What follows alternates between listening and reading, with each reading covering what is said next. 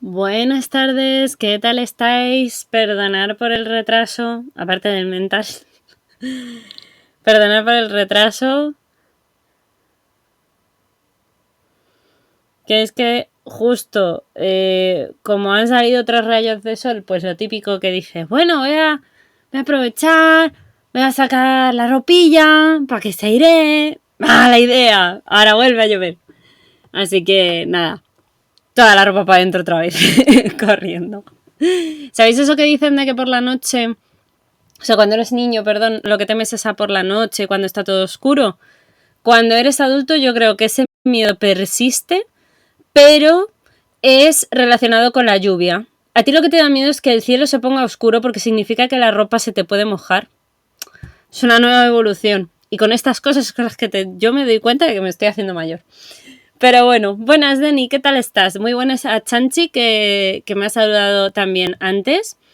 Y eso, que perdón por el retrasillo, pero bueno, ya estamos aquí, ya empezamos el directo. Muy buenas tardes, ¿qué tal estáis? ¿Cómo os va? Espero que no hayáis hecho como yo, personas insensatas, no tendáis que está empezando a llover. Al menos por aquí, por Madrid, por España.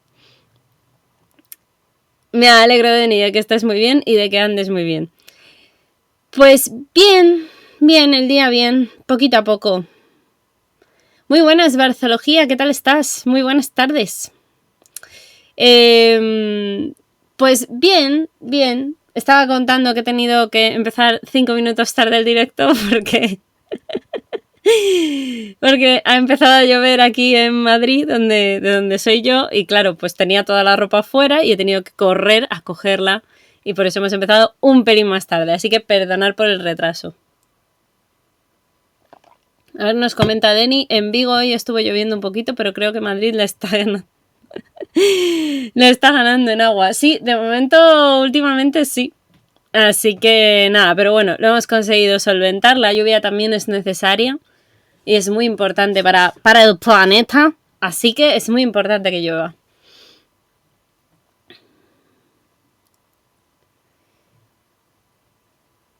Sí, cierto que en Perú hay mucha movida. Tú eres de ahí, de Barcelogía, eres de Perú. Si eres de allí, yo te mando mucho ánimo porque la verdad es que cuando hay tanta agitación política, sí es complicado. Pero bueno, efectivamente vamos a intentar sacar algo bueno y vamos a intentar sacar una sonrisilla y algo de ciencia hoy en este directo, aunque sea breve, pero bueno, si breve 2 veces bueno, o eso dicen, así que a ver si es verdad. Sí, la verdad es que sí, en Madrid ha diluviado un poco estos últimos días. Ayer en concreto el metro, como está bajo tierra, pues se ha inundado bastante, pero bueno, podremos sobrevivir a ello. Creo que no pasará gran cosa o esperemos que no pase de ahí. La verdad es que sí, hay veces que llueve tanto que pensamos, Dios mío, yo creo que pesa más una canoa, ¿eh? Mejor una canoa que el coche o cualquier otra cosa. Pero bueno, yo ayer la verdad que también me mojé, así que por eso hoy ha sido como empezar a ver la lluvia y decir voy a por la ropa. Es muy importante. Así que nada, bueno, pues tras todos estos preámbulos os comunico, os digo, por partes, lo primero, estoy en proceso de mejorar el setup. Cuando sea una realidad os lo enseñaré, ¿vale? Luego, por otro lado, estoy trabajando en el segundo artículo de Microbacterium, que está en proceso. Y nada, pues eso, poquito a poco estamos ahí en proceso de colaboración para que cuando ya salga, cuando ya esté publicándose, pues para adelante. También tengo pendientes todavía cositas con el Colegio Oficial de Biólogos y demás. Mi idea es seguir manteniendo los directos en la medida de lo posible, como os dije, una vez a la semana. Y nada, pues eso, poquito a poco, a ver si lo vamos consiguiendo todo. A ver, un momento que me ha escrito Chanchi, a ver. Yo no me mojo como buen otaku. Ay, Dios. Sí, de Lima, les envidio la lluvia. A mí me encanta, pero acá no llueve casi. Con decirles que cuando llueve salen las noticias. Hombre, porque por el clima, ¿no?, que hay en Perú, la verdad es que es raro, me imagino que llueva, efectivamente. Aquí es verdad que últimamente pasamos un poco de... quizá de un calor muy extremo, ¿no?, a una lluvia de pronto como si fuera un diluvio. Así que, nada, vamos a mandarle todos, por favor, utilicemos nuestro gran poder para mandarle un poquito de agua a Bartología, allí en Lima, que les lleva un poquito. Y a ver si así también, oye, se rebaja un poquito otras tensiones, por desgracia, como digo yo, políticas que hay ahora mismo. A ver si ayuda un poco a la cosa. Yo tampoco lo sabía, Denny, la verdad. Pero bueno, por clima me cuadra, así que... Que si estoy mejor del resfriado, sí. Me muero a veces, pero ya es menos, ya estoy un poquito mejor. No sé si se nota o no en la voz, que ya no sueno tan nasal, que ya no parezco tan Shakira. Y bueno, pues nada, tras todos estos preámbulos y avisaros de eso, de que espero que se vengan cositas muy buenas, tanto a finales de este año como a principios del que viene, que es lo importante. En cuanto al canal, quiero decir, es lo importante en cuanto al canal, no me malinterpretéis, por favor, que es muy importante todo lo que vosotros me contáis siempre. Mira, nos comenta, esto me encanta, meteorología absoluta. Barzología dice, ajá, Lima está en medio de un desierto. Es un clima bastante particular porque a su vez es una zona bastante húmeda. Las personas con problemas de asma, por ejemplo, sufren mucho aquí. Claro, cierto. Las personas que tienen asma y problemas de este tipo sí que efectivamente en climas así lo suelen pasar bastante mal. Me alegro que se note que estoy mejor. Pues nada. Pues ahora ya sí, que ya he hablado mucho rato y mucho tiempo, os comento, el objetivo de hoy, como bien dice el título, es terminar de contaros las noticias que el otro día es que empecé, pero me di cuenta de que se me estaba muriendo la voz por momentos y que me venía cada vez la tos más de continuo. Entonces dije, voy a parar, es el momento de parar y dejarlo aquí y dejarme 3 noticias que además serán bastante largas. Pues son reportajes, ¿vale? De esta revista de Muy Interesante, el número 499, que ya es el tercer directo que le dedicamos. Y nada, pues os quería aprovechar y leer estas 3 noticias, deciros todo lo que os he dicho, de todo lo que estoy en proceso de hacer. Y nada, pues eso, que estoy intentando a ver también, porque como ya sabéis, yo estoy en búsqueda de trabajo. Así que, pues nada, si me surge trabajo, pues tendremos que ir haciendo las cosas más lentamente, pero bueno, en principio, a ver si soy capaz de ponerme a cumplir los objetivos del 2022-2023, que ya los publiqué un poco por redes sociales, pero bueno. También hay un objetivo que tengo, que es intentar antes de que acabe el año o a principios como tarde de año, haceros un directito un poco especial sobre el evento de Muy Interesante, ¿vale? Pero como ya os dije, pues ese hay que plantearlo un poquito mejor y tal. Así que nada, dicho todo esto, esperemos que sí, esperamos que salga algún trabajo y si no, pues mientras tanto os tengo a vosotros para estar entretenidos solamente haciendo infografías, que ahora me he metido en ese follón. Mejorar el Patreon, que también estoy en ello. Y en todas estas cosas, seguro que tenemos cositas para hacer. Así que nada, os empiezo a leer la primera noticia, ¿vale? El título de la primera noticia, que en realidad, como os digo, es un reportaje, se llama Manipulados por el aroma. Y está escrito por Laura G. de Rivera, que es una periodista científica, y que habla sobre el manejo de los hilos del cerebro de forma absolutamente invisible para nosotros, hablando sobre los olores que tienen la capacidad subliminal de aportarnos y de orquestar de esta manera nuestras decisiones, moldear también los estados de ánimo e incluso contagiarnos de las emociones de otros. Y todo sin que nos demos cuenta, todo de manera absolutamente inconsciente. Así que, si os ha llamado la atención este inicio, quedaros que se viene el reportaje to curioso. Muy bien, Chanchi, esos son mis 2 objetivos también. Bueno, no, tengo un montón más, pero de momento esos 2 también van conmigo. Pues bien, situémonos en el artículo. Dice, imaginaos que vais a toda prisa por la calle sumidos en vuestros pensamientos cuando de pronto te envuelve un delicioso olor a pan recién hecho, con parmesano y con orégano. Bueno, pues tus glándulas salivales comienzan a trabajar. Es una cosa muy automático.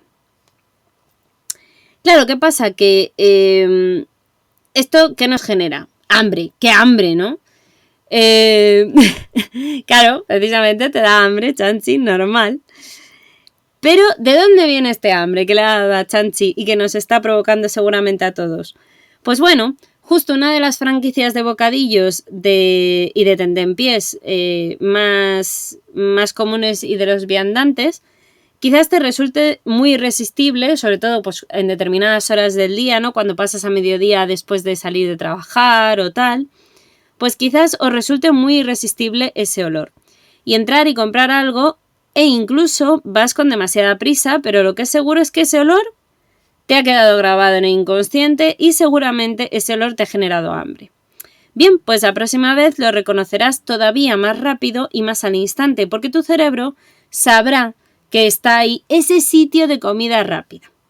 Lo que igual no sabes es que en realidad no era pan, queso y orégano recién sacado del horno lo que producía ese olor, sino una fragancia artificial diseñada por esa cadena de restaurantes, en este caso es Subway, a la que nos referimos, que resulta que es una comida, es un sitio de comida rápida, ¿no? Para fidelizar y atraer a sus clientes lo que hacen es liberar este aroma y, convenientemente y profundamente, lo que hacen es esparcirla por el aire desde la entrada del local con un difusor camuflado para que tu persona quiera entrar y consumir. Es lo que en términos de marketing se conoce como odotipo. Odotipo viene de odorante, de oler, ¿vale? De la naricilla, de que nos apetece oler esas cosas. Como explican es que me hace mucha gracia.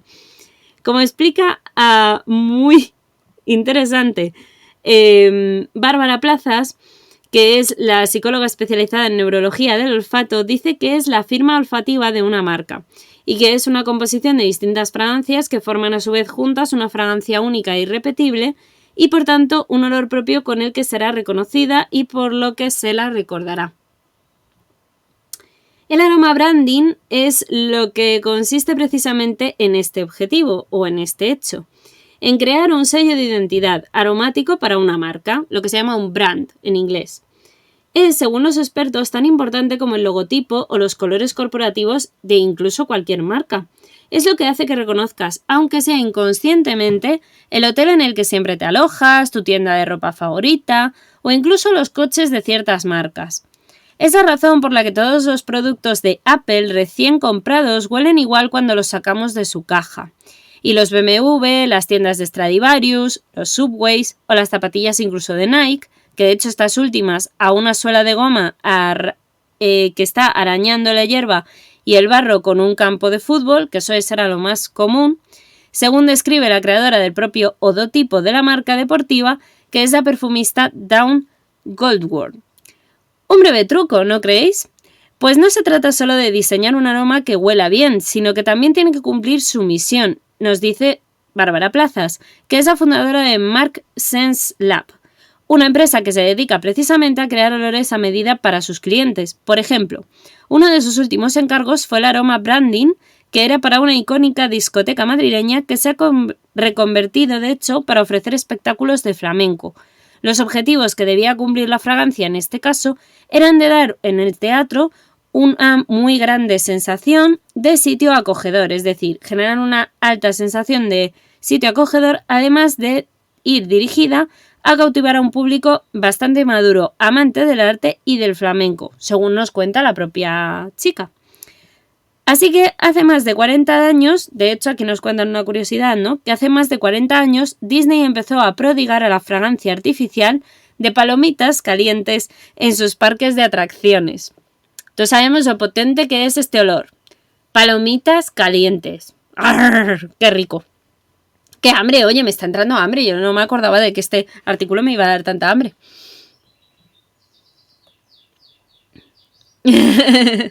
Literalmente, ortología, literalmente. Maldito marketing 3.0, totalmente. Totalmente, para que veáis lo que es el marketing. A día de hoy hay una sección, esto como curiosidad, que se llama neuromarketing y que se basa precisamente en esto, en esto que estamos hablando, ¿no? Es muy importante utilizar y conocer cómo funciona nuestro cerebro con estas cosas, porque así te meten un montón de cosas en el inconsciente que hacen que tú consumas lo que sea. Playeras, comida, lo que sea, da lo mismo. Así que es bastante curioso. Oye, ¿cómo que te quieres comer una amu? Por favor, que yo soy única y irrepetible. Al menos eso me han dicho. No lo tengo yo muy claro, pero bueno, eso dicen. Me asusta a qué niveles puedan llegar. Pues sí, la verdad es que sí. La verdad es que sí. Son bastante curiosos. Aquí comentan algunos más. Vamos a seguir leyendo la noticia que tiene miga. Otras veces la misión del olor prefabricado que nos dan es simplemente vender más, ¿vale? Vender más comida, vender más ropa, más joyas, más ordenadores, lo que sea, a día de hoy cualquier cosa. Por ejemplo, los Dunkin' Donuts, una marca que seguramente os suene, hizo una prueba en el transporte público de Seúl. Camufló unos difusores de olor a café recién hecho en la puerta de la salida del propio autobús, que se activaban además cada vez que las personas iban a bajar en una parada, ¿vale? Junto a un local que era de su franquicia. Nada más bajar del autobús, tras haber sido inadvertidamente rociados por este aroma a café, se topaban, como no, con un cartel publicitario anunciando un delicioso desayuno con el donuts de Dunkin' Donuts, ¿no? ¿El resultado? Pues las ventas aumentaron hasta un 29%. O sea, es importante, ¿eh? Pero la idea no es nueva, ya que hace más de 40 años Disney empezó a prodigar la fragancia artificial de palomitas calientes en sus parques de atracciones, pues de hecho lo que comprobó con ello es que así sus visitantes tenían más ganas de dejarse el dinero comprando otras chucherías y los piscolabis o todo lo que eran bebidas y tal para acompañarlas, porque ya sabéis que las palomitas muchas veces están saladas, entonces si tomas algo salado pues te apetece indudablemente beber algo después, porque te genera mucha sed tanta concentración de sal, así que... Pero ¿cómo que me vais a clonar como la oveja Dolly? Bueno, sí, clonarme, casi una se puede dedicar a divulgar y la otra a trabajar. Me parece perfecto. Vale, clonarme, si sois capaces, clonarme. Comenta Denny, y encima el inconsciente en ocasiones es muy susceptible de manipular, entonces sale bien. Exactamente. Con café pierdo. Totalmente, yo creo que si te ponen un donut, es que sobre todo a determinadas horas, que ves, está muy bien pensado, en una parada de autobús tú normalmente vas o cuando vas a trabajar o cuando vuelves de trabajar, entonces son puntos en los cuales puedes no haber desayunado, puedes volver justo de trabajar y entonces vienes con hambre para la comida. Dependiendo del hambre que tengas, pues claro, si te estimulan, pues vamos, te comes el donut, te comes el café y te comes todo lo que pilles. Así que sí, la verdad es que es cuando menos interesante. De hecho, el olor a palomitas, yo esto que han dicho de Disney también lo he oído de los cines, que es una de las maneras de provocar, ¿no? El hacer esto de palomitas y soltar todo el aroma de palomitas es precisamente un poco para que tú tengas que consumir algo, ¿no? Comprarte algo obligatoriamente antes de entrar al cine, aunque luego te dure 2 minutos. Y claro, normalmente suele ser unas palomitas con una bebida, por lo que decimos, porque las palomitas suelen ser saladas, así que pues necesitamos algo para beber, para hidratarnos, etc. Es todo como un bucle, si os dais cuenta, es muy curioso. Pero además nos siguen contando que, aunque no solo el olor a comida nos invita a comer, al psicólogo de hecho Nicholas Wegen, que es investigador de la Universidad de Bretaña del Sur, se le ocurrió analizar qué pasaba en una pequeña pizzería de Bretaña, en Francia, durante 3 sábados consecutivos, ¿vale? Porque uno de los sábados en el que cogieron e hicieron un experimento, esparcieron en el ambiente esencia de limón. Al siguiente sábado, lo que hicieron fue elegir la esencia de lavanda. Y el tercero, no utilizaron ningún aroma, ¿vale? Bueno, pues solo el día en que se usó la lavanda se notó un cambio significativo en la entrada de los clientes que estaban no solamente más relajados, ya que gastaron una media de hasta 3,5 euros más que el resto de sábados de consumiciones, y lo que se tradujo también fue en un incremento de hasta un 20% de los beneficios. También se quedaron en el local con una media de 14 minutos más que el grupo control, ¿vale? O sea, si no tenían olor, pues frente a tener el olor a lavanda, pues te quedas más rato. De hecho, hoy es común que las cafeterías utilicen como señuelo algunas fragancias artificiales de café recién hecho o de bollos horneándose, y muchos supermercados también los rocían, nada más y nada menos, que con aire con olor a pan caliente, e incluso la femenina esencia de vainilla, que también se emplea para aumentar las ventas en la sección de lencería y en algunos grandes almacenes de ropa. ¿Cómo reconocer, por tanto, estas cosas? Bueno, pues como reconocen los investigadores, aún no existe suficiente evidencia científica para confirmar una infalible relación causa-efecto entre un olor y un comportamiento de quien lo huele. Pues aunque un marketing olfativo bien hecho puede aumentar las ventas, como hemos estado viendo en estos ejemplos, o el bienestar de los propios empleados incluso, en el último caso sí que se ha comprobado que si en los momentos después de comer los trabajadores están más cansados o apagados, se rocían de hecho en la oficina con una esencia vigorizante, con base por ejemplo de cítricos, que puede ayudar a superar la fatiga. Así que no se sabe ahí mucho qué pasa, ¿vale? Y es que cada vez hay más experimentos que sugieren que nuestro estado de ánimo es moldeable con la información que nos llega, especialmente por la nariz y por el olfato. Según un metaanálisis publicado en Frontiers in Behavioral Neuroscience en 2020, hablamos sobre que sabemos que solo hay 5 minutos en presencia de un compuesto que apesta, por ejemplo, que es el pescado podrido, y en concreto la piridina, que es una molécula, inducía el estado de ansiedad suave en los participantes de este experimento. Sin embargo, si era un perfume floral, por ejemplo, y sentías y tú analizabas el humor de las personas, veías que mejoraba. Por otra parte, como ocurre cuando normalmente caemos en las redes de un Dunkin' Donuts o del Subway, como hemos comentado antes, o incluso de Disney, es indiscutible que el aroma a comida despierta la fase cefálica, que se denomina, por ejemplo, la salivación, que es el estímulo normalmente provocado por todo el sistema digestivo y por el páncreas. Y la mayoría de las personas normalmente asimismo relacionan los olores de pan, chocolate, lavanda o polvos incluso de talco, que sí, los polvos de talco también, porque nos recuerdan a cuando nos ponían un pañal limpio, seco y estábamos muy a gusto cuando éramos bebés. Es al final un aprendizaje de olores que tiene una capacidad tan desarrollada y primitiva en nosotros que la memorizamos de manera inconsciente y desde muy jóvenes, o desde los inicios de nuestra vida.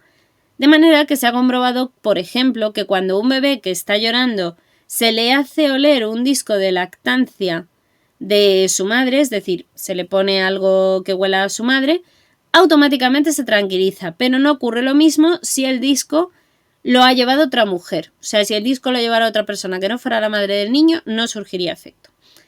También ocurre a la inversa, porque en un experimento de la Universidad de Kobe, en Japón, publicado en el año 2019 en la revista Scientific Reports, se les había llevado hasta 6 bebés y se les pedía que les olieran, o sea, que pudieran oler, ¿no? Para adivinar cuál era su hijo, ¿vale? O sea, eran mujeres con sus niños, a ellas destapaban los ojos y tenían que adivinar cuáles eran sus hijos solamente por el olor. Pero cuando se les pidió que se les dejaran, que lo hicieran, ¿vale? Conscientemente ninguna reconoció la diferencia realmente del olor, ¿vale? O sea, si se lo dabas de manera consciente y era como, pues no lo noto. Pero cuando se lo hacían de manera inconsciente, curiosamente, siempre atinaban con su hijo. Lo cual significa que de manera consciente no tanto, pero de manera inconsciente sí atinamos. Cosas de las feromonas que también son importantes en el caso, sobre todo de las parejas, madre-hijos, etc. Hola Gambri, muy buenas. Así me gusta, entrando con el grito de guerra. Me da miedo ver la lista de asociaciones entre un olor y un tipo de producto vainilla para vender. Sería what the fuck, ¿por qué? Pues hombre, a ver, razonándolo un poco, yo pienso, no lo sé si es correcto o no, yo pienso que probablemente la razón por la cual las personas solemos asociar el olor, por ejemplo, de vainilla, ¿no? Que el olor a vainilla, de hecho, está en muchísimas colonias, en jabones, en tal, pues en realidad es como de limpieza, ¿no? Y tal. La vainilla, además, en muchos casos, al igual que la canela, es como dulce, afrodisíaca, en teoría. Entonces supongo que por eso se la asocia con el tema de la lencería, aunque sea un poco random, la verdad es que yo también me quedé un poco loca cuando lo leí, pero bueno, tiene cierto sentido. Así que bueno.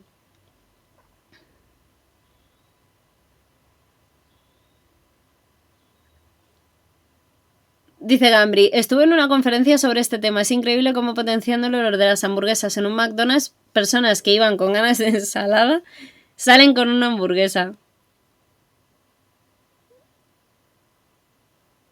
Sí, justo es lo que hemos leído, que en las tiendas de ropa se usa mucho la lavanda, justo, efectivamente. Hombre, también os digo una cosa, vamos a ser realistas.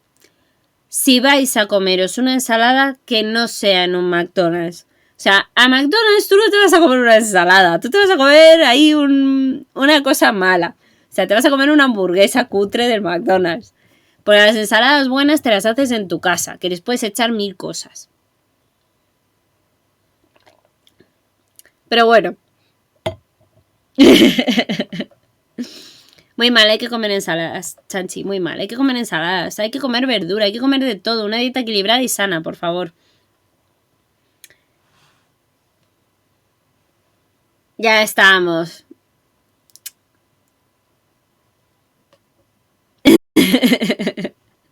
Exactamente.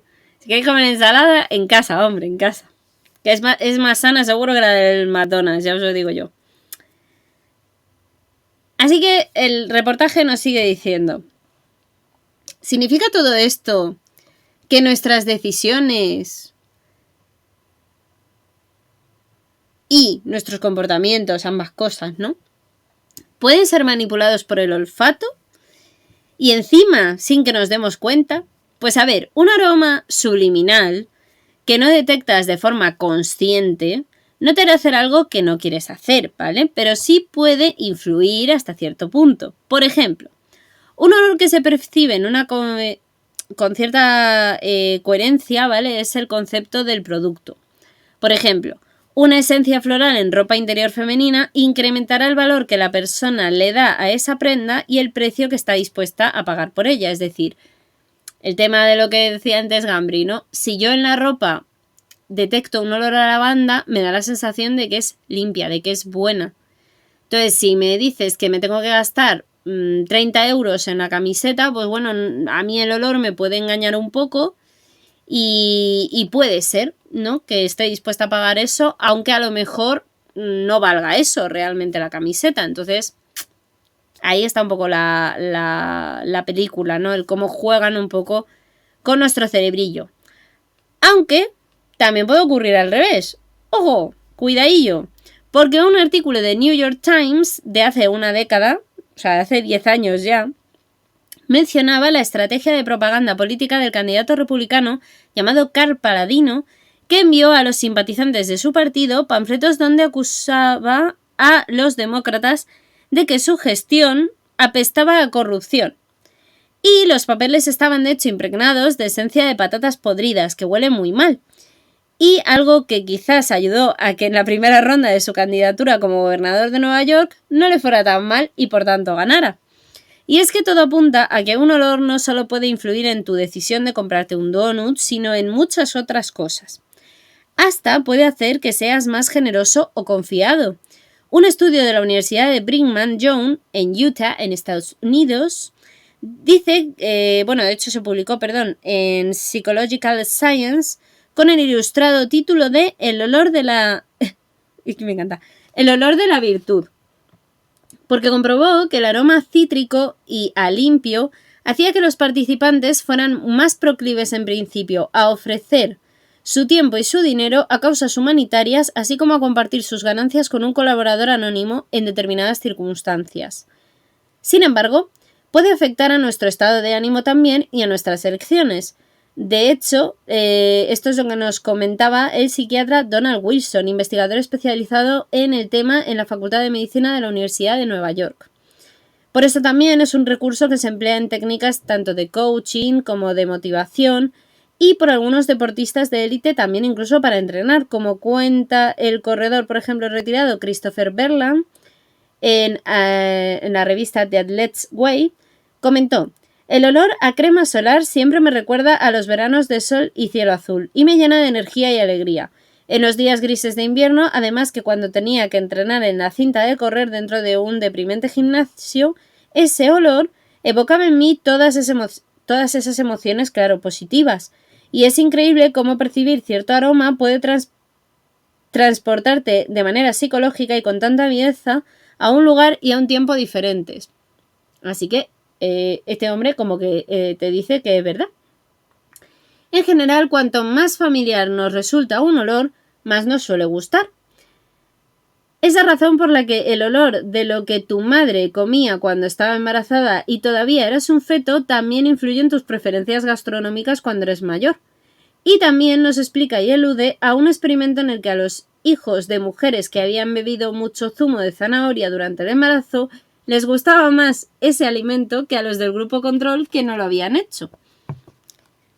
Otra de las cosas interesantes que nos comentan en el artículo es que la memoria, en definitiva, es lo que hace de puente entre que el aroma de todos esos aromas, ¿no? Todos esos odotipos estos que hemos comentado y la sensación que nos despiertan, como ilustra, por ejemplo, la bella descripción que hizo Marcel Proust cuando el protagonista de su novela En busca del tiempo perdido saborea y por tanto huele también una magdalena mojada en té con leche, hace un acto que le transporta a una infancia feliz cuando él tomaba esto mismo.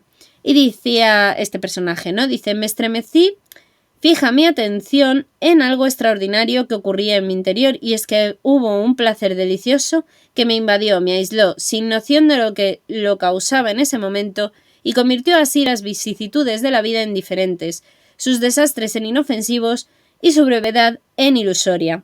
Todo del mismo modo que opera el amor, llenándose de una esencia preciosa, pero mucho dicho sea que esa esencia no es que estuviera dentro de mí, sino es que era yo mismo. Dejé de sentirme mediocre y contingente y mortal. ¿De dónde podría venirme aquella alegría tan fuerte? Pues inspirada por esta magdalena proustiana, la investigación de Rachel Earth, experta en el tema y autora también de The Scent of Desire, hizo un experimento en el que se daba a oler hasta 4 fragancias a 271 mujeres que tenían que puntuarlas según distintos criterios. La conclusión fue que los aromas más apreciados eran los que les resultaban más familiares y también evocaban recuerdos personales. Para entender de hecho la compleja y estrecha relación entre un olor, comportamiento, emociones y el estado de ánimo, la clave está en principio y por supuesto en cómo nuestro cerebro percibe lo que olemos, y todo empieza en este proceso de la nariz y las neuronas olfativas, de las que los humanos, por cierto, no somos los únicos que las tenemos, sino que entre 5 y 10 millones es lo que tenemos nosotros como ser humano, pero también recogemos sobre todo en ellas la información y la transmitimos directamente a lo que llamamos los bulbos olfativos, que son un conjunto de neuronas más dentro del cerebro y que se encargan sobre todo de unas de las partes más primitivas que encontramos en todo el encéfalo humano, situada justo encima de nuestras fosas nasales. De esta manera, uno está conectado al hemisferio izquierdo y otro al derecho. A partir de ahí, la señal nerviosa va directa hasta la amígdala, que es otro núcleo de neuronas que se encuentra especializado en principio y muy asociado con las funciones tales como el procesamiento de emociones y los circuitos de recompensa, esos que están implicados también en las repeticiones de comportamientos, así como también en el tema de las adicciones y tal. A su vez también están asociados estos con el hipocampo, que es otra parte del cerebro que se encarga principalmente de la memoria. Así pues, con este intrincado curso asociado a la memoria, al hipotálamo, al hipocampo, a la amígdala y a otros tantos procesos de tipo neurológico, encontramos que la respuesta lucha-huida o el apareamiento o la alimentación también se encuentran dentro de ellos, así que están en un arraigo tan primitivo de nuestro cerebro que literalmente es muy difícil que nos lo quitemos de encima. Uy, perdón, que no sé qué he dicho. Yo me pongo a oler la ropa de las tiendas. Hombre, suele oler bien, la verdad.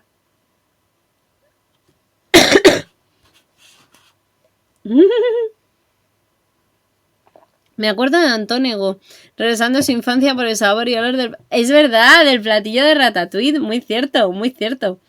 Muy cierto, Bartología, es verdad. Es un muy buen ejemplo. Eso, de hecho, es una cosa que yo creo que está muy bien usada en la película. Porque, efectivamente, creo que pasa muy a menudo en la vida de cualquier humano, ¿no? Que comes o hueles algo y te recuerda a otra cosa, ¿no? Entonces, es la magia de este circuito neuronal que tenemos. De hecho, según explican aquí, la respuesta emocional que produce un determinado aroma depende de la experiencia que vivimos mientras lo percibimos en el pasado, ¿no? Un ejemplo que comentan aquí en el artículo. El olor a tiza que disfrutaba cuando tú pintabas en la pizarra y estabas pintando, ¿no? Estabas dibujando en ella. O incluso el del borrador, ¿no? El olor del borrador de la tiza pues también nos suele gustar. De la misma manera, no está claro que la lavanda siempre tenga un efecto calmante como tal. Como explica Wilson, es poco probable que si alguien ha vivido toda la vida en la jungla y de pronto sale y se topa con aceite de lavanda, pues note que le relaja la propia lavanda, ¿no? Hay muy poca evidencia científica de que distintas esencias produzcan determinadas reacciones reflejas en las personas. Se trata más bien de un efecto mediado por el aprendizaje asociativo, en general. Una prueba de que la forma en que reaccionamos en principio a los aromas es aprendida, según este científico, es que varía mucho en los distintos contextos y culturas. Por ejemplo, en Japón, los productos para la limpieza del hogar suelen llevar té verde o algas. Pero si aquí el jabón para fregar el suelo oliera a algas, por ejemplo en España, ¿no? Y no a pino o a limón, pues probablemente pensarías que está caducado o que no está bien. Pero tan diferentes son nuestras percepciones que además un estudio reciente del ejército de Estados Unidos fracasó en su búsqueda de la perfecta bomba fétida. Y es que es capaz de causar malestar de forma unánime en todo aquel que la oliera, pues es muy difícil, porque como señalaba precisamente este científico que acabamos de comentar, ni siquiera el olor a letrina militar resultaba asqueroso para todas las etnias participantes. Es que es muy difícil que a todos nos parezca lo mismo. Otro factor a tener en cuenta es lo que llamamos, ¿no?, el conocido efecto placebo. Si ves que el olor a menta ayuda a estudiar, es probable que notes que te encuentras mejor cuando lo hagas, cuando lo utilices. Pero ¿qué pasará si te dicen que esa esencia, por ejemplo, embota la capacidad de retención de la información? Seguramente, por el refuerzo normalmente que recibimos a nivel externo, es muy probable que no te guste tanto el olor. Pero si te digo además que dentro por ejemplo, ¿no? Ponía otro ejemplo y dicen, si pongo en una caja un poco de ácido isovalérico, que suele oler a vómito, ¿vale? A pies sucios, es asqueroso y muy desagradable. Y te digo que dentro, sin embargo, hay un maravilloso queso francés, es muy probable que el olor sí te guste. Así pues, claro, ¿qué sentido tiene, no? Pues, a ver, según señala el experto, es esencial en principio el cómo se nos presente y en qué contexto, de qué manera, e incluso, pues eso, nuestras propias experiencias pasadas para llegar a concluir si nos va a gustar un olor o no, y nos puede provocar un efecto u otro. Es verdad que en general hay una serie de cosas bastante generales, pero hay un especial. No, por ejemplo, lo que decíamos, las flores no suelen ser vistas como fragancias malas, pero sí que es verdad que bueno, que efectivamente depende mucho de la cultura. En la otra cara de la moneda, los humanos tenemos además un fino olfato para detectar las emociones de los demás. Y es que aunque sea de forma automática y refleja al margen de nuestras propias expectativas, Hay varias investigaciones recientes que han dejado claro que podemos oler el miedo ajeno, hasta el punto de contagiarnos de ese miedo o de esa emoción. Un trabajo publicado en el 2020 de Behavioral Research Methods hablaba de que analizando qué pasaba cuando se hacía de hecho sudar a dos grupos de participantes hasta que llegaran a humedecer las camisetas, el primer equipo sudaba de calor y el segundo, sin embargo, lo hacía viendo películas de terror, ¿vale? Pues se le daba a oler, de hecho, las camisetas hasta a 74 estudiantes universitarias mientras se les hacía un análisis de electromiografía facial y se veía que la técnica servía para captar así el detalle de movimientos musculares de la cara, de manera que las camisetas sudadas de miedo fueron descritas por las personas que lo olieron como más apestosas, pero curiosamente además pusieron más cara de asco, ¿no? Y aunque tensaban los mismos músculos de manera refleja, las de miedo eran más bruscas que las que eran por sudar, por cuestiones de sudar, de hacer deporte. Esto tiene que ver, según explicaron, porque el cuerpo normalmente cuando lo hace por la emoción del miedo está asociado con ansiedad, con miedo, con terror. Sin embargo, cuando tú lo haces porque estás liberando en principio sudor, porque estás eliminando toxinas, pues es diferente. Perdonad un momento que bebo agua y os leo. Nos comentaba Gambrinus, dice: uy, el olor a tiza. En clase deseabas salir a la pizarra solo para embriagarte de ese olor tan único. Hombre, la verdad es que no, creo que casi nadie lo recuerda como algo malo, que eso es bastante llamativo. Te regalamos una caja de tizas. Entonces, la efectividad de los aromas que venden para conciliar el sueño más rápido no depende tanto del olor en sí mismo, sino de que se encuentra asociado ese olor en la persona. Pues sí, realmente la respuesta tras lo que estamos estudiando sería que sí. Efectivamente. O sea, todo influye. Digamos que efectivamente influye a la parte cultural, influye a la parte de incluso si tú, por ejemplo, recuerdas, ¿no? El olor a lavanda para ti es positivo. Pues sí, tiene mucho que ver, efectivamente. Esa es la idea, Barcelogía, justamente.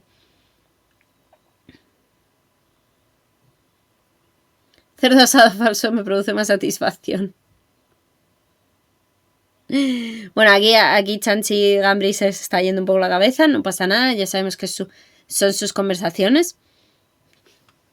Así que eso no pasa nada, os dejo que fluyáis entre vosotros.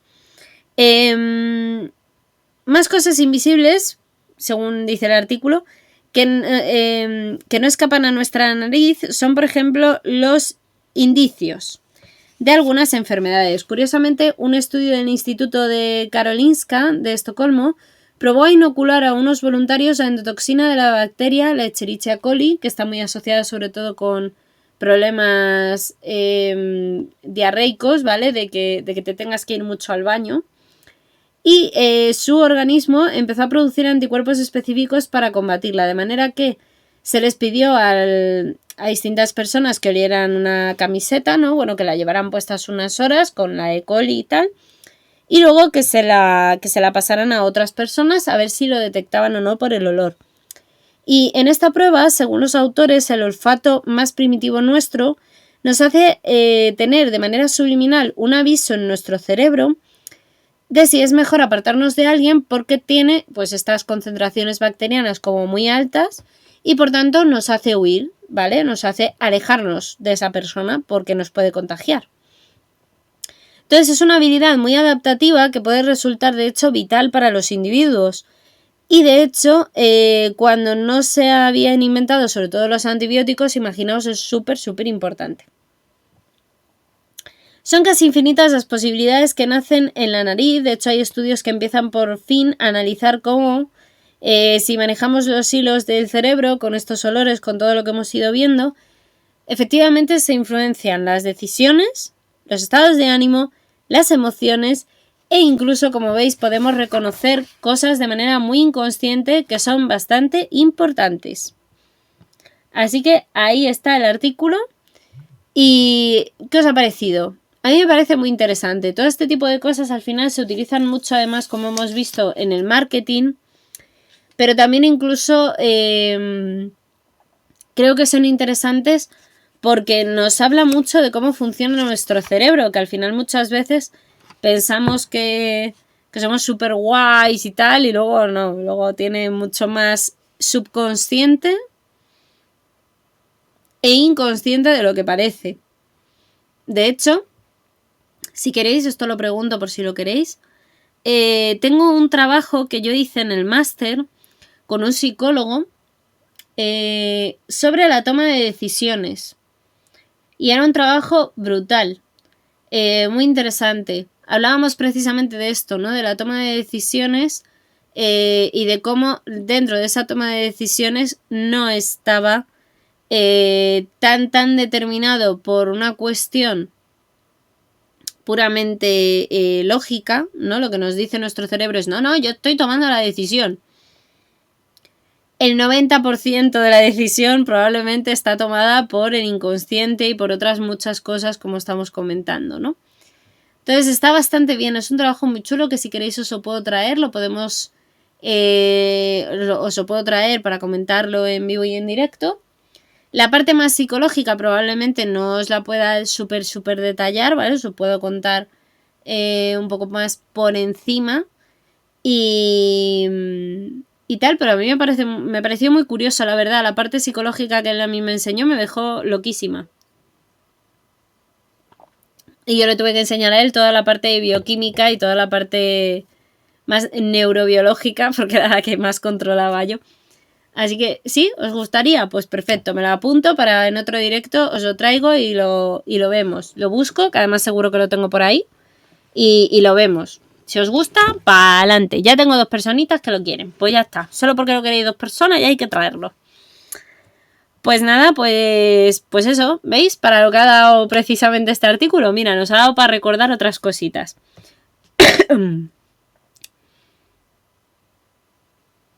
Perfecto, Gambri también se apunta. Perfecto. Ahora os vengo a hablar de un articulillo que he encontrado sobre una señora muy curiosa de la que yo os quería hablar. Y es que se llama Cynthia Longfield. No sé si alguien sabe quién es Cynthia Longfield. Yo lo he descubierto con este artículo. O sea, no os preocupéis si no la conocéis. La vamos a conocer ahora entre todos tranquilamente. ¿Sabéis cómo se llama a Cynthia Longfield? Para que os hagáis una idea, también se la hacía llamar Madame Libélula. Ya aquí esto es como quien te da un spoiler. Ya sabemos un poco por dónde va la fiesta. Pero os la quiero presentar porque me parece una historia bastante curiosa la de esta mujer. Es una noticia así un poquito larga, ¿vale? No mucho comparado con la anterior, ¿vale? Pero es para hablar un poquito de esta científica bastante interesante. Cynthia Longfield, como os digo, llamada Madame Libélula, es conocida por ser una de las entomólogas más apasionadas y exploradora de estos insectos que la convirtieron en un fenómeno popular, y su figura es sobre todo interesante tanto para la biología como para los amantes de los grandes viajes también, incluso del feminismo y de la historia de los descubrimientos. Así que vamos a conocerla. Desde la tierna infancia, Cynthia desarrolló una atracción poderosa hacia las libélulas y otros muchos insectos que la llamaban la atención. El orden de los insectos odonatos, que incluye precisamente a los anisópteros, ¿vale? Esto es clasificación de insectos pura y dura. Básicamente los odonatos son considerados los insectos que tienen un cuerpo muy primitivo, como es el caso de las libélulas, ¿vale? Imaginaros una libélula en vuestra cabeza, tenerla en la mente. Y las libélulas son precisamente este grupo, ¿vale? Son los anisópteros. Y hay otros insectos que son también los cigópteros, que son el otro grupo, ¿vale? Que incluye a los odonatos, ¿vale? Que son los que seguramente también os suenen más como los caballitos del diablo, ¿vale? Pues estos bichitos, que son bastante primitivos dentro del grupo de los insectos, son precisamente los que más estudió esta mujer. Bueno, pues estos últimos, en principio, los que son los caballitos del diablo, se diferencian de los primeros, de las libélulas, porque precisamente tienen en sus alas, en principio, ¿vale? en descanso y se alinean con el abdomen, ¿vale? Si os habéis fijado alguna vez en una libélula, veréis que las alas se quedan completamente en horizontal. ¡Hombre! Hola, los Tintec. Muy buenas amutardes. Muy buenas amutardes a ti también. ¿Qué tal estás?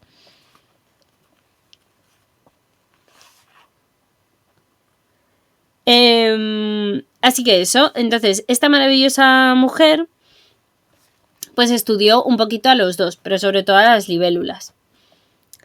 Cynthia, de hecho, nació el 16 de agosto del año 1896 en Londres, Reino Unido, es decir, que era británica.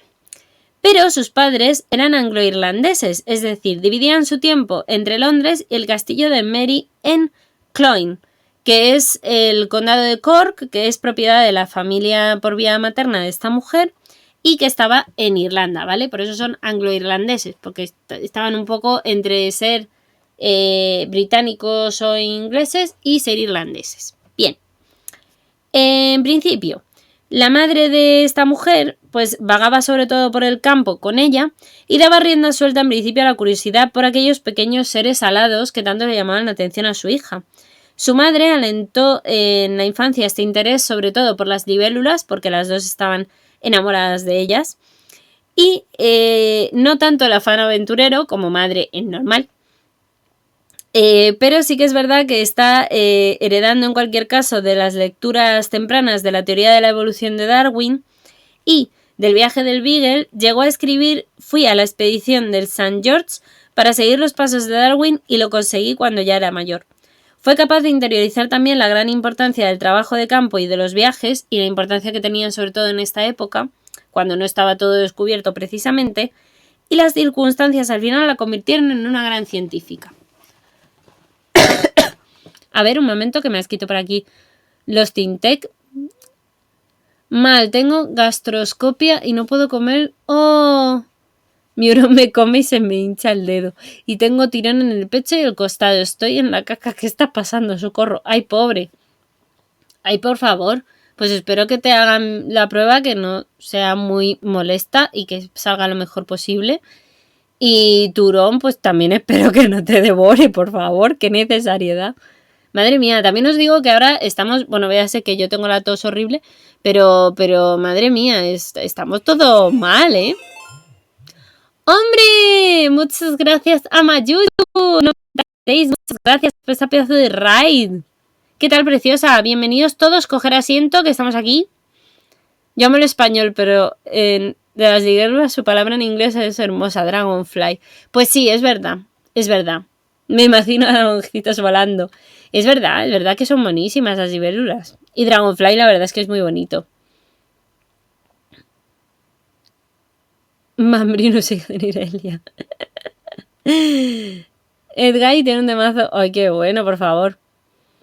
¡Ole! ¡Hola, está Mai! Muy buenas, Mai. ¿Qué tal estás? ¿Qué tal ha ido tu directo? A ver, ¿con qué habéis estado? Ah, con Soul Hackers 2. Bueno, ¿qué nivel? Sí, lo molesto de esas pruebas es verdad que sobre todo es el rollo de no comer, así que mucho ánimo los Tintec. Pues muy buenas, Mai, muy buenas. Me alegro que haya estado muy bien, es muy importante. Los 30 son los nuevos 90. Ay, por favor, qué depresión. No me digáis eso, que yo tengo 30. Las libélulas rojas son carnívoras. Sí, hay algunas que sí. Pues bien, aquí de vez en cuando me entra un poco la tos, pero sigo adelante, no problem. Exactamente, comes sabiduría y eso es muy importante, que también ayuda a distraer del hambre. Además has llegado muy bien los Tintec porque antes hemos estado hablando justo de comida, así que no es bueno para ti si tienes hambre. Pero bueno, pues aquí estamos también, Mai, precisamente hablando de una señora que se llama Cynthia Longfield, que es una señora que estudió a las libélulillas. Así que si queréis saber sobre libélulas y esta mujer, sentarse, coger sitio, por favor, que tenemos mucho que aprender de ella. Es verdad, hay una película muy bonita que se llama Dragonfly. It's true. Pues bien, esta señora en 1921 hizo su primera gira por el extranjero, viajó a Brasil, a Argentina, a Chile, a Bolivia a Perú, a Panamá, a Jamaica y a Cuba. Vamos, que se dio un recorrido en condiciones. Fue en este viaje cuando su pasión por la entomología se asentó completamente en ella como persona y 3 años más tarde participó en la mencionada expedición del St. George, que fue una recreación de los viajes de Darwin, ¿vale? Por el Beagle y todo esto, que fueron súper importantes para desarrollar la teoría de la evolución. Y también, tiempo después, trabajó como catalogadora y sin remuneración, de becaria, vaya, de gratis. Esto lo entendemos todos, porque esto lo hemos sufrido más de uno. Pues trabajó así en el museo, donde tenía a su cargo la colección de las libélulas. Aunque permaneció en el puesto hasta 30 años, siguió viajando también por el mundo en busca de especímenes. Y es importante sobre todo remarcar que el trabajo de Cynthia en el museo no se limitó simplemente a catalogar los insectos. Publicó regularmente sus hallazgos y formó parte de comités en el museo, además de ser miembro de la Sociedad Entomológica de Londres ya desde el año 1925, de la Sociedad Geográfica Real también en este mismo año y de la Sociedad de Historia Natural de Londres a partir de 1926. De hecho, fue la primera mujer que pertenecía a estas 3 sociedades, rompiendo ahí barreras. Toma ya. Una anécdota interesante que ocurrió en su viaje a Egipto en el año 1923 fue que atrapó a un escorpión en la mismísima tumba de Ramsés IX. Toma ya. En el año 1927 formó parte también de una expedición científica de hasta 6 meses en el Mato Grosso, en Brasil. Allí recolectó hasta 38 especies de libélulas, 3 de las cuales eran especies nuevas no identificadas por nadie previamente. Más tarde, también en el año 1929, realizó expediciones al sudeste asiático, donde recolectó también polillas y mariposas. Y, de hecho, en el año 1934 visitó algunos países de África. Esta vez viajaría sola e identificó hasta 6 nuevas especies de mariposas y libélulas. En el año 1937 visitó la ciudad del Cabo y Zimbabue, donde además contrajo la malaria ese mismo año y tuvo que regresar a Londres urgentemente para ponerse buena. Y también el estallido de la Segunda Guerra Mundial la pilló porque impidió, de hecho, en ese momento que volviera de África. Mala pata. Durante la contienda fue también voluntaria en el Servicio de Bomberos Auxiliares de Londres en la Primera Guerra Mundial y había trabajado de hecho en una fábrica de aviones de Fulham Road. Una publicación de gran éxito fue sobre todo las libélulas de las Islas Británicas en el año 1937, que de hecho fue un superventas que se agotó con rapidez y que la convirtió de hecho en ser la creadora de un manual clásico sobre el tema. Se retiraría de trabajar en el museo en el año 1956 para volver al castillo de Cloyne de su familia y nunca dejó de viajar e investigar en entomología. Es más, en el año 1979 donó su archivo y biblioteca personal con hasta 500 libros a la Real Academia Irlandesa. Y por otra parte, su colección de muestras irlandesas al Museo de Historia Natural, que se encuentra todavía a día de hoy en Dublín. En el año 1980 hay 2 libélulas que se han nombrado en su honor. Una es la Coryphaechna lonsfield, que esta de hecho es una especie de Brasil, y la Agrionopter insignis Cynthiae, que es de las islas Tanimbar. Y en el año 1983, ahora sí, fue elegida como el primer miembro honorario de la Sociedad Británica de las Libélulas. Cynthia Lonsfield, sin dudar a dudas, fue importante. Desgraciadamente, falleció el 27 de junio de 1991 y fue enterrada en la iglesia de St. Coleman de Irlanda, muy cerca de Cloyne, en donde estaba la residencia de su familia, y hoy es recordada por ello como Madame Libélula. Una mujer, sin lugar a dudas, interesantísima. De hecho, aquí hay foticos de ella, de cuando era más joven, más viejecilla. Tiene una pinta de ser una persona maravillosa. Y sobre todo, como os digo, pues oye, estudiar a los animales es súper importante, pero las libélulas, las dragonflies, como decía nuestra queridísima espectadora, que además me lo ha recordado muy bien, es verdad que es muy bonito en inglés, barzoología es muy cierto, que es muy muy bonito en inglés, decir dragonfly, suena muy muy bien. A comparación con otras cosas, mira que a mí también me gusta el español, pero bueno, la verdad es que en inglés Dragonfly es bonito. Suena efectivamente a dragones volando, ¿no? Y es muy bonito imaginarlo así. Y en parte lo son, ¿eh? Que las libélulas son de los insectos, ya os digo, más primitivos y más antiguos. Muy bonitas.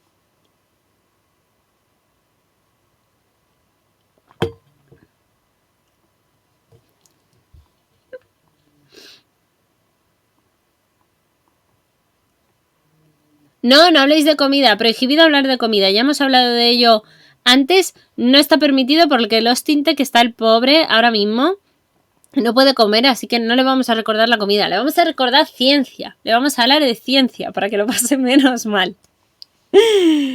Así que vamos al lío. Nos queda la ultimísima noticia que teníamos por aquí, que es un reportaje. Un segundo, aquí, vale. Tiene 2 hojitas y algo, ¿vale? El reportaje, así que es medio largo. Tampoco muy largo, tampoco muy corto. Y cuando lo terminemos, pues veremos a ver quién está en directo. O si tenéis a alguien fichado que podamos hacerle por ahí raid. Voy a mirar, por cierto. Aprovecho este paréntesis. Y voy a cotillar yo. A ver a quién tengo por aquí. A ver a quién le podemos hacer la raid cuando yo acabe de leer esto. ¡Qué de gente hay, por Dios!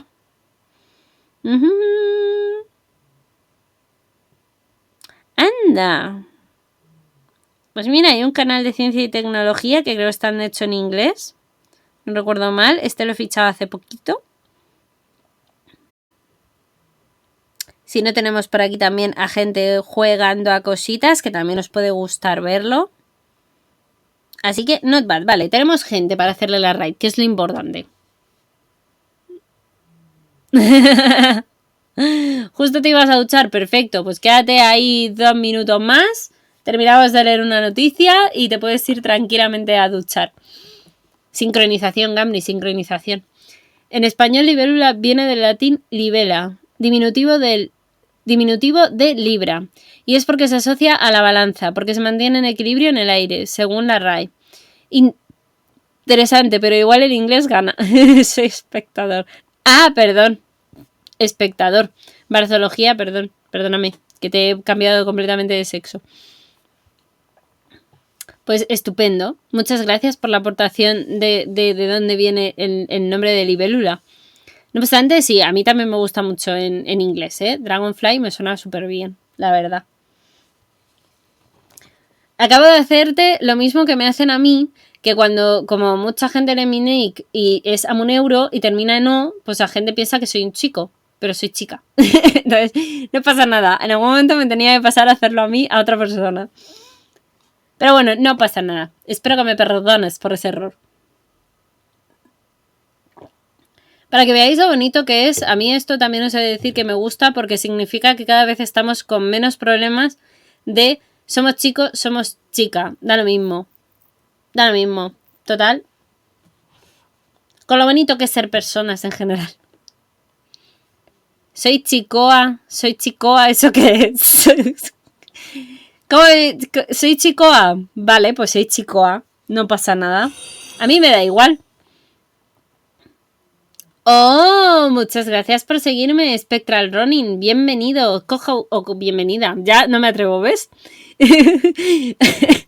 Bienvenido, bienvenida. Coge asiento, que vamos a leer la última noticia del día de hoy. Que hablamos, no nos pongamos tristes, que ya sé que el título es un poco...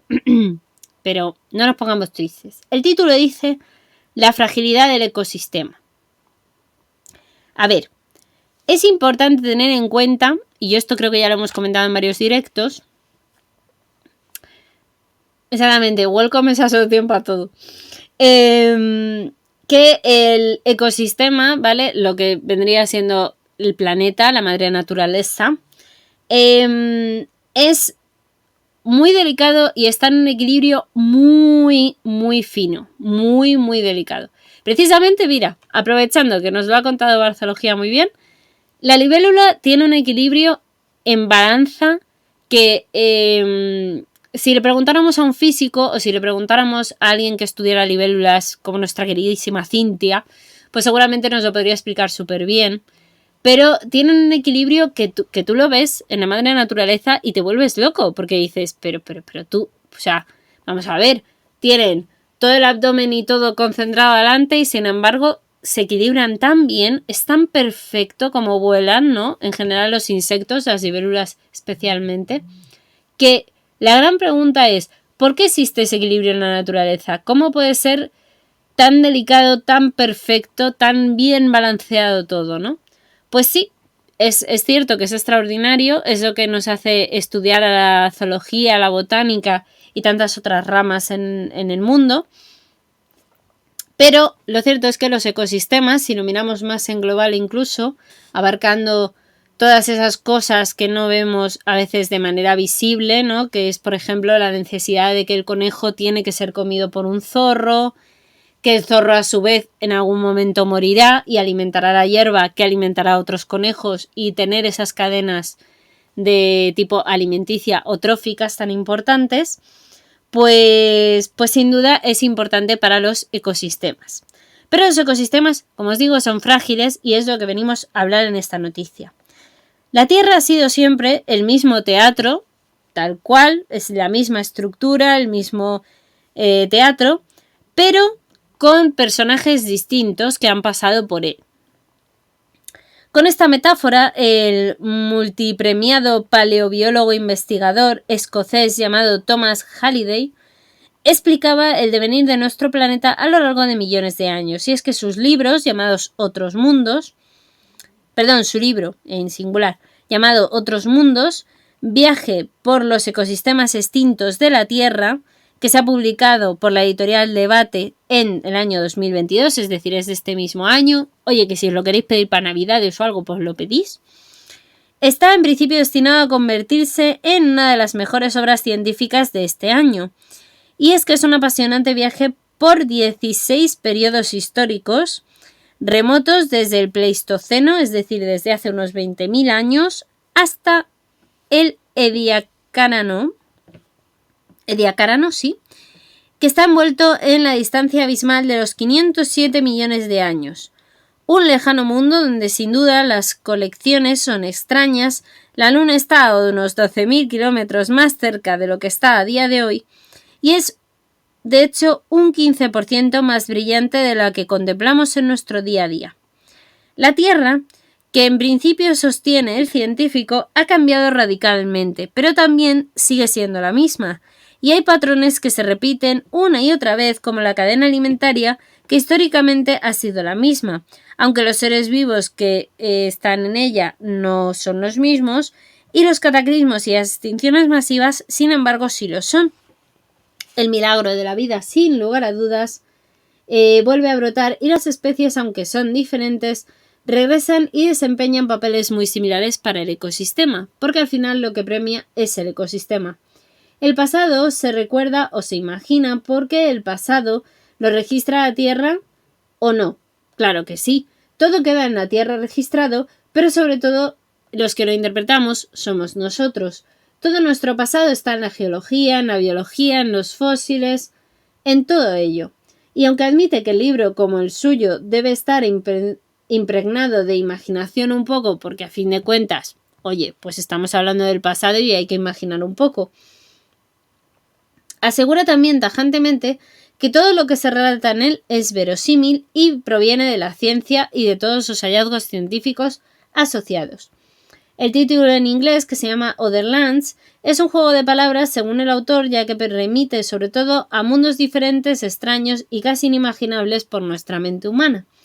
Pero el planeta sigue siendo, no obstante, el mismo. La casa es común y es nuestro planeta Tierra, nuestra Motherland, como le llama él. A salvo de prejuicios, este explorador experimenta la pasión de viajar en el tiempo y pide que contemplemos así los últimos 500 millones de años, no como una extensión temporal interminable e insondable de hecho de nuestra historia, sino como una serie de mundos fabulosos pero familiares a la vez.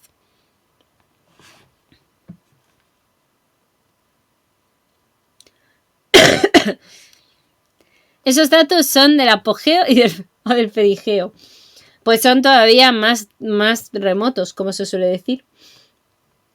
Islas y continentes cubiertas de una exuberante selva tropical, nos dice el autor, que permanecen hasta 3 meses en la oscuridad heladas de estepas también repletas de bestias como mamuts y osos gigantescos, o escenarios con temperaturas extremas o paisajes incluso remotos sacudidos por supertormentas, así como erupciones volcánicas a escala continental. Todo esto nos podremos encontrar en el libro.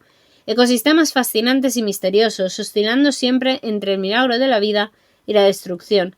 Pero es que no solamente eso se encuentra en el libro, si es que lo encontramos a día de hoy. De todos ellos, sobre todo el investigador escocés, se queda con el mundo de Rinnie, que en Escocia surgió, para ser más correctos, hace más de 407 millones de años. Es un sitio parecido geográficamente al parque de Yellowstone en Estados Unidos actualmente, y se trata de un lugar donde surgió por primera vez un ecosistema conformado por plantas, por animales y por hongos que colaboraban entre sí. Es el primer ejemplo de un ecosistema donde no importaba qué tipo de animales o plantas existían, sino la colaboración y la creación entre ellos. ¡Hombre! ¡Hello, Clairvoyant! ¡Hello! ¡Welcome! ¿How are you? Aquí tenemos a... Voy a ponerlo. Vean. Es que esto está bien gasta. No, ay, me equivoco. Ahí. Para que vea a Clairvoyant que le he puesto cositas en inglés a él también. Pues bien, gracias a los últimos avances de la ciencia de vanguardia, el joven investigador ha podido devolver a la vida a esos mundos olvidados y descifrar también sus enigmas, en principio como un reto al que se ha enfrentado como otros paleontólogos del siglo XVIII. Ahora podemos profundizar como nunca antes en la estructura de los fósiles y somos capaces también de averiguar los colores de las plumas, reconstruir así las caparazones de los escarabajos y las escamas de muchos lagartos, además de descubrir las enfermedades que tuvieron estos animales y plantas, y también el contenido fáctico del libro proviene sobre todo de evidencias científicas directas como el estudio anatómico de un ejemplar concreto o indirectas, es decir, de la base de la evidencia del comportamiento que tendrían este tipo de especímenes. Según argumenta el paleobiólogo, también el rigor científico puede ser reinterpretado a través de los sentimientos y las creencias. Si tú y yo vamos al mismo sitio, como es el lugar que he comentado antes en Escocia, para mí lo más importante es la colaboración entre las especies, pero quizás a otra persona, porque esto puede pasar perfectamente, quizás a otras personitas les llame la atención otro aspecto. Ahí estriba el elemento personal, al menos es lo que nos comenta el autor. En este viaje al pasado, el verdadero tiempo profundo, como lo califica el propio investigador, se hace en principio necesario porque derriba los mitos y estereotipos procedentes del cine y la literatura que dibujan además la prehistoria como un mundo salvaje lleno de seres bárbaros y violentos, creencias todavía presentes en nuestro mundo. Nada, vete tranquilo, Gambrinus, muchas gracias por pasarte, un beso enorme. Que nos vemos prontito. Chao, chao.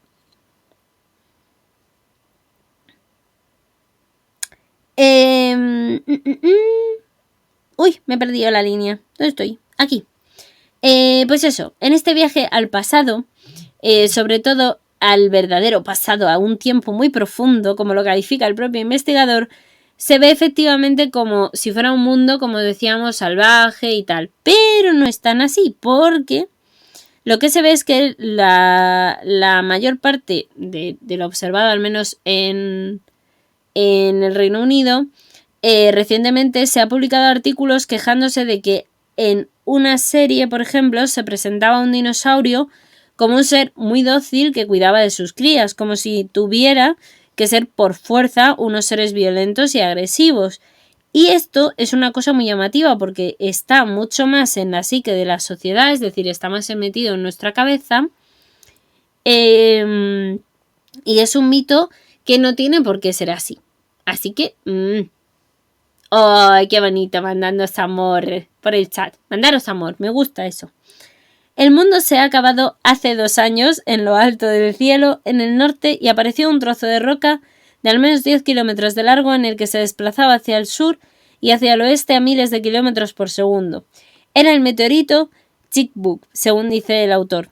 Para 3/4 partes de las especies que habitaban la Tierra, todos sus machos, todas las hembras, todos sus adultos, que duran una generación, es sobrecogedor este dato.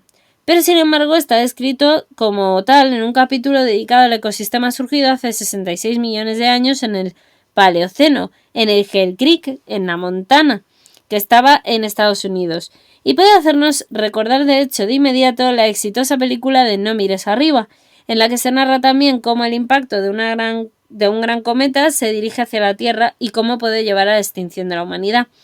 Esta película es una alegoría bastante poco disimulada sobre las consecuencias del cambio climático y refleja la forma en la que los medios y los políticos distorsionan e ignoran muchas veces la evidencia científica, según asegura el experto, que no descarta que los humanos podamos desaparecer algún día de la faz de la Tierra y ser normalmente sustituidos, como ocurrió por ejemplo con los dinosaurios, por otras formas de vida. Según el científico, los problemas a los que se enfrenta ahora el planeta son similares a los que se dieron en otros periodos de otras extinciones masivas.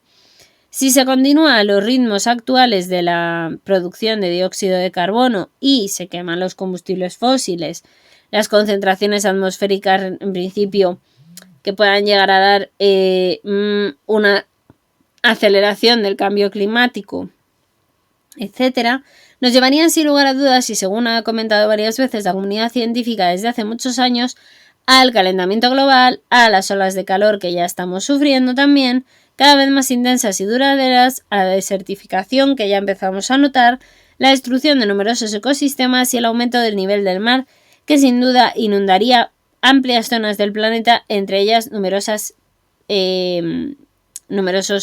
lugares que ahora mismo están habitados y que ya está ocurriendo, por ejemplo, en Bangladesh o en las islas del Pacífico.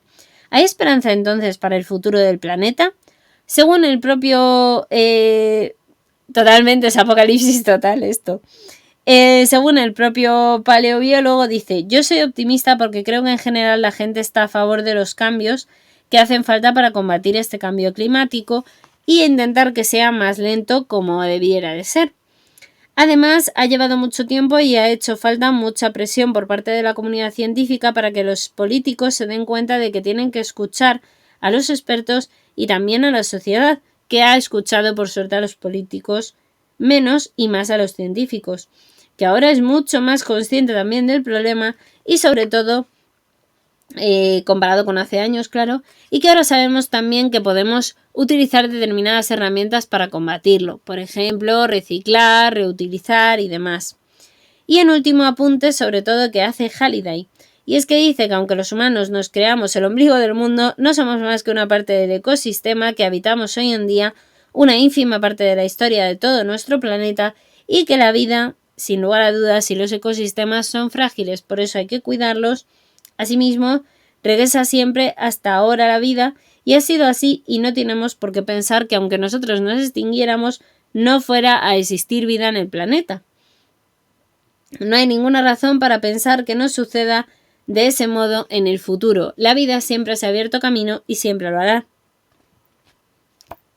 Así que, ¿cuál reflexión filosófica? Hemos llegado al final del artículo. ¿Qué os ha parecido?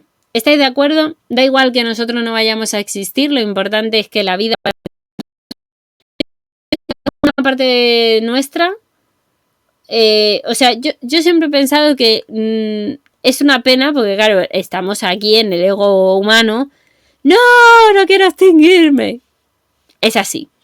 Pero también tenemos que asumir y afrontar la realidad absoluta y perfecta que existe en el mundo.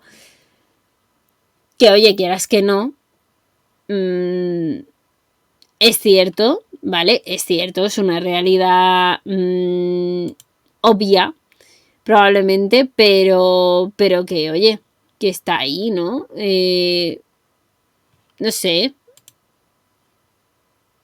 La vida se abre camino siempre. Claro, o sea, nos cuesta aceptar que nosotros nos podamos extinguir y ojalá tardemos mucho en verlo o que no lo lleguemos a ver, ¿no?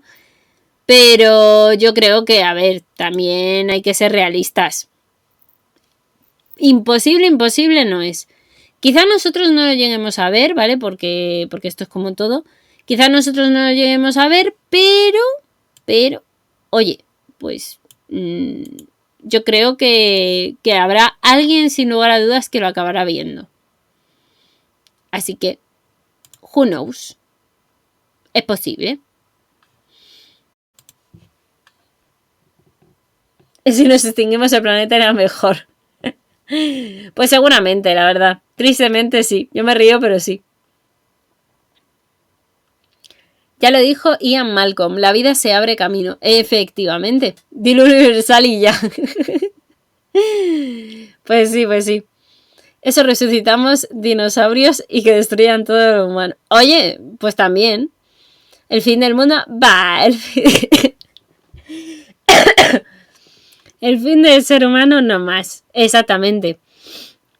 Yo estoy convencida de que, incluso os digo más, aunque haya una extinción masiva, habría que ver si seríamos capaces de sobrevivir algunos humanos, porque, oye, quién sabe, lo mismo somos capaces de sobrevivir algunos y no es la extinción de nuestra especie como tal.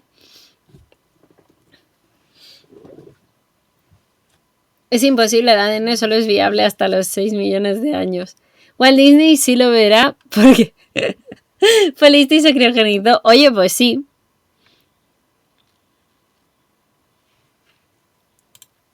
Quién sabe, Walt Disney igual lo ve. Es posible. Yo no lo descarto, ¿eh? Walt Disney tiene mazo power. Tiene mazo power. Yo no descarto esa posibilidad, ¿eh? Las cosas como son.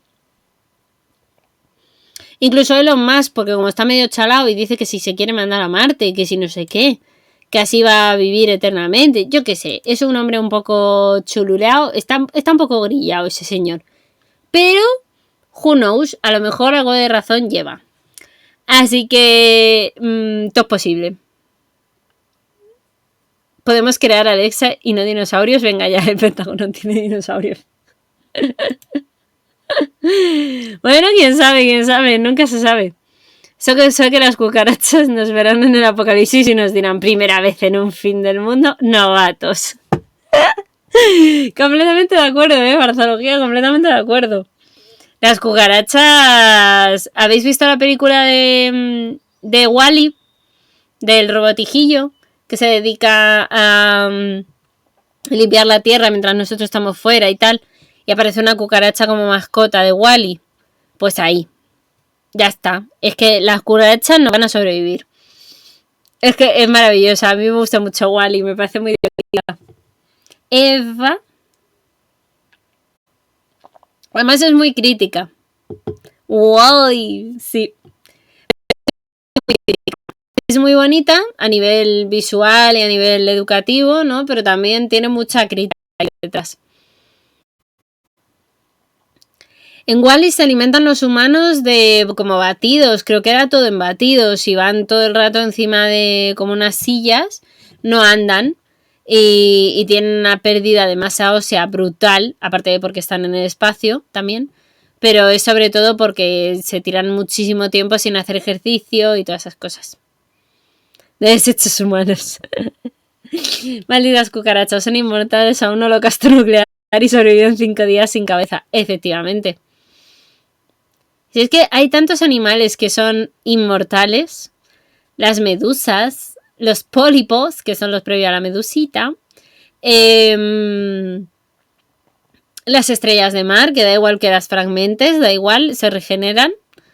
Es que hay tantos seres vivos que yo creo que podrían sobrevivir a los cataclismos que, sinceramente, nosotros no lo sé, pero os aseguro que hay seres vivos que sí que son capaces.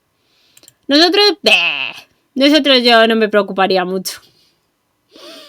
También es como me decía un profesor, decía, si da igual, si no lo vamos a ver. Ni tú ni yo no lo vamos a ver, decía. Qué jodido. En fin, pues nada, locuras de la vida.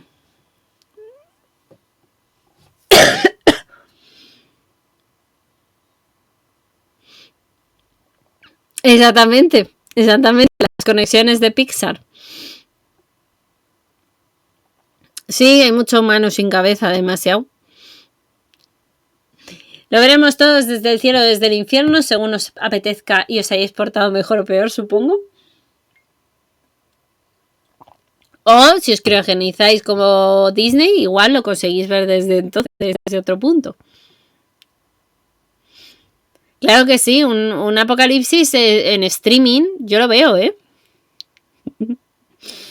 Ay, madre. Pues nada, chicuelos, muchísimas gracias por estar aquí conmigo desvariando en este video, por haber estado en las noticias. Muchas gracias a Mayuyu96, que ahora tenéis que seguir, por favor.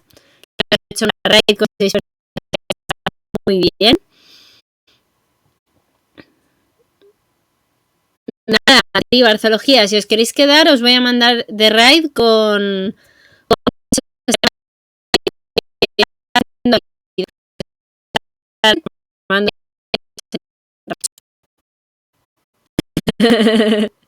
pues nada, todos al infierno, que yo también escucho heavy. Así que nada, eso, muchísimas gracias. Muchas. Es una muy feliz tarde. Próximo directo, ya sabéis, os avisaré por Discord y por todas partes. Y nada, y un besito muy grande a todos. Nos vemos pronto, que la ciencia y la fuerza sus acompañe.